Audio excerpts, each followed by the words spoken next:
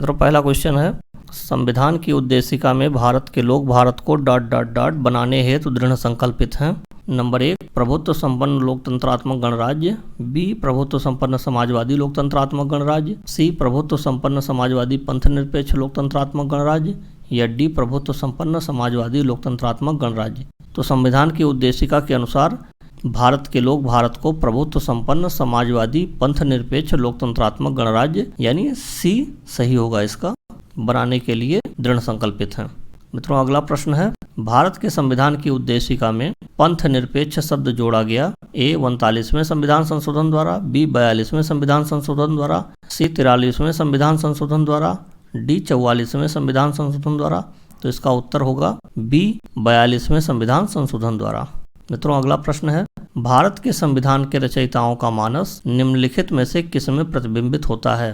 ए उद्देशिका में, बी मौलिक अधिकार में, सी राज्य के नीति निर्देशक तत्व में, या डी मौलिक कर्तव्य में। तो इसका उत्तर है ए उद्देशिका में।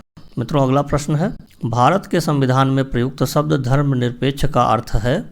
ए राज्य का अपना कोई धर्म नहीं होगा, बी सभी धर्म के साथ समान व्यवहार है, सी राज्य का अपना सामान्य धर्म नहीं होता है, डी ए और बी सही है। तो भारत के संविधान में प्रयुक्त शब्द धर्मनिरपेक्ष का अर्थ है कि राज्य का अपना कोई धर्म नहीं होगा और सभी धर्म के साथ समान व्यवहार है, यानी ए और बी सही है। तो इस क्वेश्चन का डी वाला जो ऑप्शन है वो सही होगा। मित्रों अगला प्रश्न है, भारत के संविधान की उद्देशिका में किसका उल्लेख नहीं किया गया है?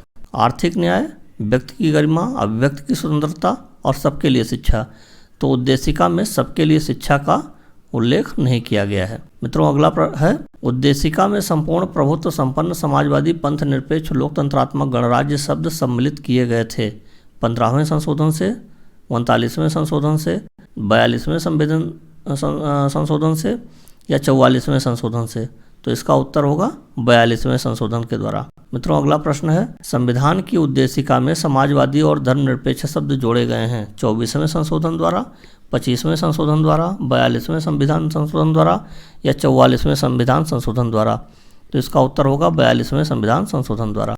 मित्रों अगला प्रश्न है, कौन से वाद में प्रस्तावना को संविधान का अभिन्न अंग माना गया है? संविधान का अभिन्न अंग प्रस्तावना को माना गया है बेरूबारी के वाद में, कि मेनका गांधी के वाद में, कि गोलकनाथ के वाद में, कि केशवानंद भारती के वाद में। तो इसका उत्तर होगा केशवानंद भारती के वाद में, यानी डी सही होगा। मित्रों अगला प्रश्न है, उद्देशिका क्या है? संविधान का अंग है, संविधान का अंग नहीं है, संविधान का अंग हो भी सकता है, नहीं भी हो सकता है, या कोई नहीं। तो मित्रों उद्देशिका संविधान का अंग है और इसका ए सही है। Berubari and exchange of enclaves के बाद में उच्चतम न्यायालय ने अब निर्धारित किया है कि विधि का शासन संविधान का शासन नहीं है।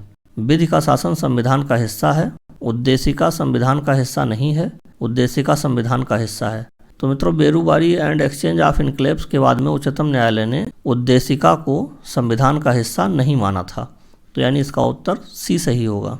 मित्रों अगला प्रश्न है, संविधान के कौन से अनुच्छेद के तहत संसद किसी नए राज्य की संरचना कर सकती है? तो इसका उत्तर होगा, पहले तो ऑप्शन समझ लेते हैं, अनुच्छेद 3, अनुच्छेद 4, अनुच्छेद 5 और अनुच्छेद 368। तो अनुच्छेद 3 में नए राज्य की संरचना के लिए संसद को अधिकार दिए गए हैं। मित्रों अगला प्रश्न है, भारत के संविधान के किस अनुच्छेद के अंतर्गत संसद नए राज्य को भारतीय संघ में सम्मिलित कर सकती है? अनुच्छेद 1 में, अनुच्छेद 2 में, अनुच्छेद 3 में कि अनुच्छेद 4 में? तो संसद नए राज्य को भारतीय संघ में अनुच्छेद 2 के तहत शामिल कर सकती है। तो इसका ऑप्शन बी सही होगा। मित्रों अगला प्रश्न है, the word secular and socialist were added to the Indian constitution in 1976 by amending the preamble, directive principle, fundamental rights, all of them. तो प्रीएम्बल को अमेंड किया गया था 1976 में, प्रीएम्बल को अमेंड किया गया था 1976 में, और सेकुलर और सोशलिस्ट शब्द को उसमें बढ़ाया गया था। तो मित्रों अगला क्वेश्चन है, एस.आर. बोम्मई बनाम भारत संघ के निर्णय में सर्वोच्च न्यायालय के अनुसार भारत का संविधान संघात्मक है, अर्ध संघात्मक है, सहकारी संघ है, या उपर्युक्त में से कोई नहीं? तो एस.आर. बोम्मई वर्सेज भारत संघ के जो निर्णय आया था सुप्रीम कोर्ट में, उसमें भारत का संविधान संघात्मक माना गया था, यानी इसका ए सही है। मित्रों अगला प्रश्न है, भारतीय संविधान की प्रणाली क्या है? संसदीय प्रणाली है, अध्यक्षात्मक प्रणाली है, राजतंत्रात्मक प्रणाली है, या इनमें से कोई नहीं? तो जैसा कि आप जानते हैं भारतीय संविधान की प्रणाली क्या है, संसदीय प्रणाली है। मित्रों अगला प्रश्न है, निम्नलिखित में से किस अभिलक्षण को इंग्लैंड यानी यूके के संविधान से हमने ग्रहण किया था? तो संसद के 2 सदनों का अभिलक्षण, संसदीय सरकार का, उच्चतम न्यायालय का, या संसद सदस्यों के विशेषाधिकार का। तो ब्रिटेन के यानी इंग्लैंड यूके के संविधान से उच्चतम न्यायालय के अभिलक्षण को ग्रहण किया गया था, यानी इसका उत्तर जो है वो सी सही होगा। मित्रों अगला प्रश्न है, भारतीय संविधान सर्वप्रथम एवं प्रमुख रूप से एक सामाजिक दस्तावेज है, यह कथन किसका है? भारतीय संविधान को सामाजिक दस्तावेज किसने कहा है? तो इसको जानते हैं, जेनिंग्स ने, ग्लेनविल ऑस्टिन का, जवाहरलाल नेहरू का, या एच.एम. शिरवाई का। तो इसको कहा था ग्लेनविल ऑस्टिन ने, यानी इसका बी सही है। मित्रों अगला प्रश्न है, भारत के संविधान में प्रस्तावना का विचार कहाँ से लिया गया है? इटालियन संविधान से, कनाडा के संविधान से, फ्रांस के संविधान से, या संयुक्त राष्ट्र संघ अमेरिका के संविधान से? तो प्रस्तावना का विचार संयुक्त राष्ट्र संघ अमेरिका के संविधान से लिया गया था, यानी इसका डी सही होगा। मित्रों अगला प्रश्न है, संविधान में प्रबल केंद्रीय संघ की विचारधारा का उपबंध लिया गया है संयुक्त राष्ट्र अमेरिका से, ऑस्ट्रेलिया से, इंग्लैंड से, या कनाडा से?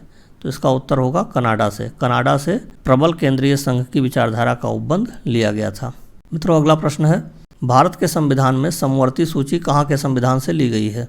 ऑस्ट्रेलिया से, इंग्लैंड से, कनाडा से, या जापान से? तो इसका उत्तर है ऑस्ट्रेलिया से। मित्रों अगला प्रश्न है, भारत के संविधान में विधि का शासन पदावली कहाँ के संविधान से ली गई है? तो विधि का शासन ब्रिटिश संविधान से लिया गया है, कि आयरलैंड के संविधान से, कि ऑस्ट्रेलिया के संविधान से, कि जापान के संविधान से? तो इसका उत्तर होगा ए, ब्रिटिश संविधान से। मित्रों अगला प्रश्न है, भारत के संविधान में राज्य के नीति निर्देशक तत्वों को शामिल किया गया है ऑस्ट्रेलिया के संविधान से, कनाडा के संविधान से, आयरलैंड के संविधान से, जापान के संविधान से? तो यह आयरलैंड के संविधान से राज्य के नीति निर्देशक तत्वों को लिया गया था। भारत के संविधान में आपात उपबंध कहाँ से लिए गए हैं? जर्मनी से, कि संयुक्त राज्य अमेरिका से, कि ब्रिटेन से, कि आयरलैंड से? तो भारत के संविधान में आपात उपबंध जर्मनी से लिए गए थे। मित्रों अगला प्रश्न है, निम्नलिखित में से किसे शक्ति का सर्वोच्च स्रोत माना जाता है? भारत के सर्वोच्च न्यायालय को, भारत की संसद को, भारत के राष्ट्रपति को, या भारत के संविधान को? तो भारत के संविधान को शक्ति का सर्वोच्च स्रोत माना जाता है, यानी इसका आंसर डी सही होगा। मित्रों अगला प्रश्न है, विधि प्रशासन की व्याख्या से संबंधित विधिशास्त्री हैं ओपेनहाइम, जेनिंग्स, डायसी, या इनमें से कोई नहीं? तो डायसी जो है वो विधि प्रशासन की व्याख्या से संबंधित विधिशास्त्री हैं। तो मित्रों आशा है आपको यह जानकारी पसंद आई होगी। शीघ्र ही मिलते हैं आपसे एक नए वीडियो में नए टॉपिक के साथ। तब तक के लिए नमस्कार, जय हिंद।